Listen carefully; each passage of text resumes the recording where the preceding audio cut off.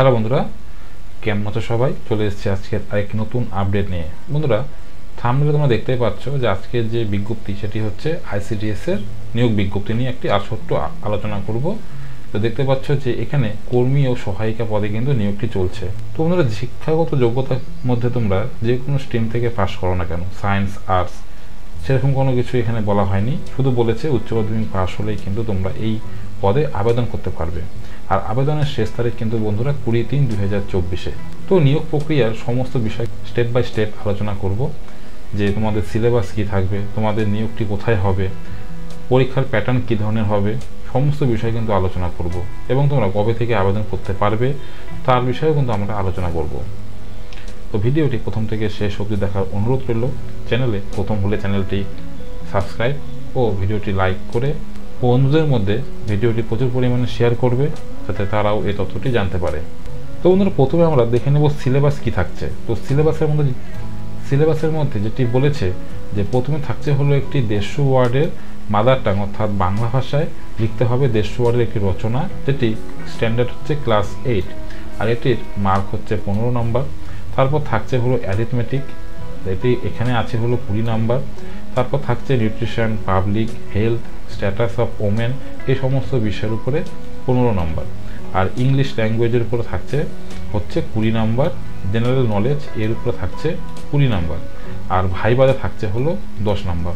অর্থাৎ বন্ধুরা, তোমাদের কিন্তু টোটাল 100তে পরীক্ষাটি হবে, আর তার মধ্যে 10 নাম্বার হচ্ছে ভাইবা আর 90 হচ্ছে রিটেন।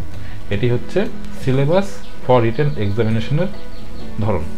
আচ্ছা, তারপরে বলে দিচ্ছি যে সিলেকশন প্রসেস তোমাদের কি থাকছে। তো সিলেকশন প্রসেসের মধ্যে বন্ধুরা বলেছে যে এখানে রিটেন এক্সামিনেশন হবে এবং তারপর কিন্তু ভাইবা হবে। আর রিটেন এক্সাম যেটি তোমাদেরকে বললাম যে 100 নাম্বারে কিন্তু পরীক্ষাটি হবে, যার মধ্যে 90 হচ্ছে রিটেন এক্সাম আর 10 হচ্ছে ভাইবা। আর তোমার যে পরীক্ষাটি দেবে, পরীক্ষার উত্তীর্ণ মার্ক কিন্তু এখানে 30 রাখা হয়েছে। তো 30 নাম্বার অর্থাৎ 90-এর মধ্যে 30 পেলে তোমরা কিন্তু পাস করবে। আর পাস করার পর তোমাদের কিন্তু ডাকা হবে ভাইবার জন্য।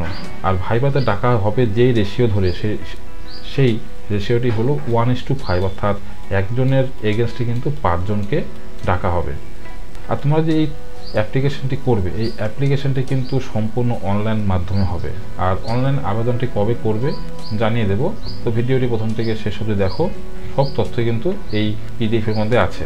তো বন্ধুরা, তোমরা তো অনলাইনে আবেদনটি অবশ্যই করবে। তো আবেদন করার জন্য যে সমস্ত ডকুমেন্টগুলো লাগছে সেটি একবার দেখে নাও। প্রথমে যেটি লাগবে সেটি হলো রেসিডেন্সিয়াল সার্টিফিকেট। তো রেসিডেন্সিয়াল সার্টিফিকেটটি কিন্তু 6 মাসের পুরনো যেন না হয়। আর এটি তোমরা কি করবে, এমপি, জেলা পরিষদ, এমএলএ, প্রধান, গ্রাম পঞ্চায়েত এদের থেকে নিতে হবে। তারপরে আছে হলো 2 নম্বরে এজ প্রুফ। এজ প্রুফ হিসাবে বার্থ সার্টিফিকেট, অ্যাডমিট কার্ড, তারপর ক্লাস মাধ্যমিকের ডকুমেন্ট, এই সমস্ত ডকুমেন্টগুলি কিন্তু এজ প্রুফ হিসাবে লাগতে পারে। তো যে কোনো একটি ডকুমেন্ট। তো বন্ধুরা, 3 নম্বরে যে পয়েন্টটি আছে এটি হলো কাস্ট সার্টিফিকেট। দেখো বলেছে caste certificate issue only by the sub divisional office will be accepted. তো কাস্ট সার্টিফিকেটটি যেন সাব ডিভিশন অফিসারের থেকেই নেওয়া থাকে, কারণ সেটি কিন্তু একমাত্র এখানে বৈধ বলে নেওয়া হবে।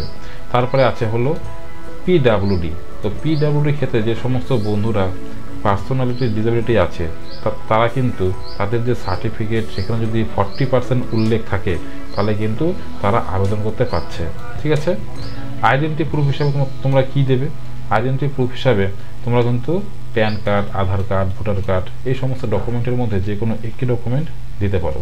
আর আবেদন করার সময় আরেকটি জিনিস লাগছে, সেটি হলো তোমাদের scan, full signature, recent passport size photo, এই সমস্ত জিনিসগুলো কিন্তু লাগছে। আর তার সাথে কি লাগছে, এডুকেশন কোয়ালিফিকেশন সার্টিফিকেট। আর এখানে একটি পয়েন্ট বলে দিয়েছে যে no document need to be uploaded, ঠিক আছে, at the time on online application.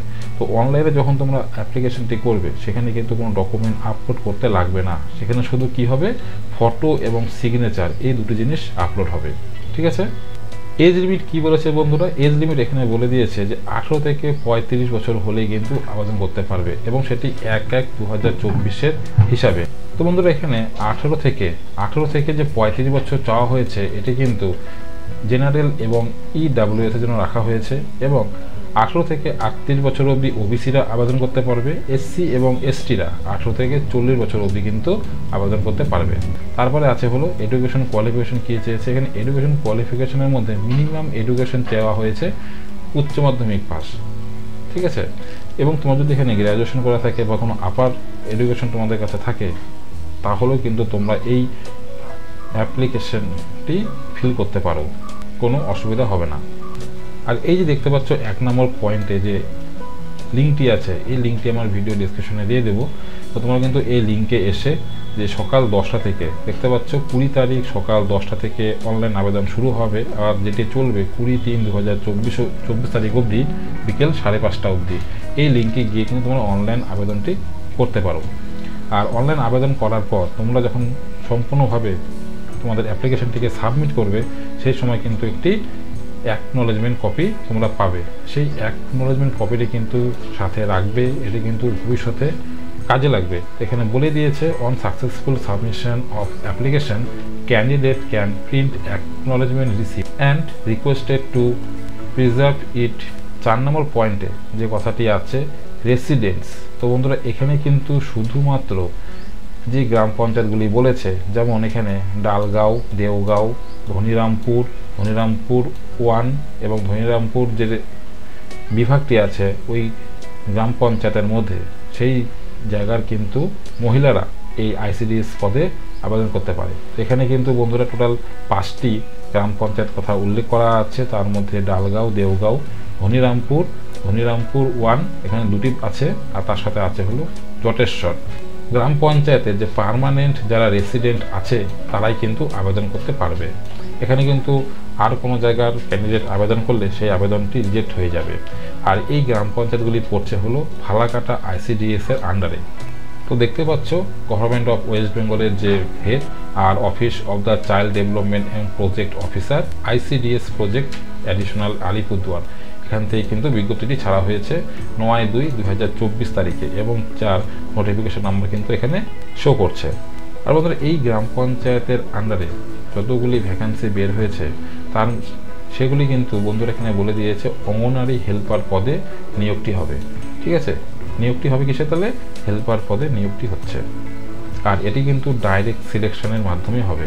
তো বন্ধুরা এই ছিল ছোট্ট একটি আপডেটটি কেমন লাগলো আমার ভিডিও ডিসক্রিপশনে লিখে জানিও, এবং কে কোথা থেকে দেখছো সেটিও লিখে জানিও। তো দেখা হচ্ছে পরে একটি ছোট্ট আপডেটের সাথে, ততক্ষণের জন্য বাই।